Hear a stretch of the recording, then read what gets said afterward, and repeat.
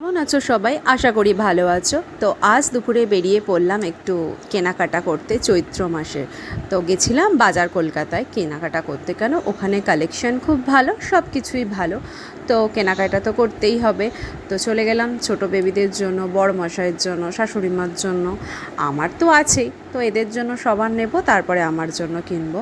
তো কেনাকাটা করতে শুরু করতে না কার ভালো লাগে? আমরা মেয়ে মানুষ না, মানে কিনবো কি, দেখতেই বেশি মজা পাই। এই যে বরের গেঞ্জি দেখতে চলে আসলাম, মানে কেনার থেকে হাজারটা জিনিস দেখবো, নেব কিন্তু সব একটা একটা করে, কিন্তু দেখবো অনেক।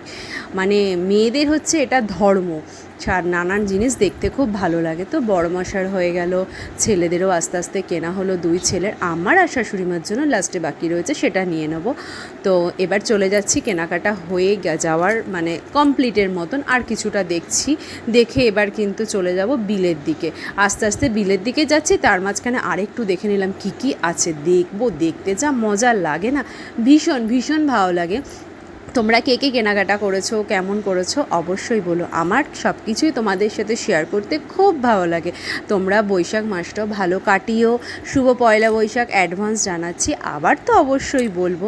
তো সবার কেনাকাটা কমপ্লিট, তো আমার কিন্তু হয়ে গেল। আমি কিনে এবার বাড়ির পথে চলতে শুরু করলাম। টাটা, বাই বাই, সুস্থ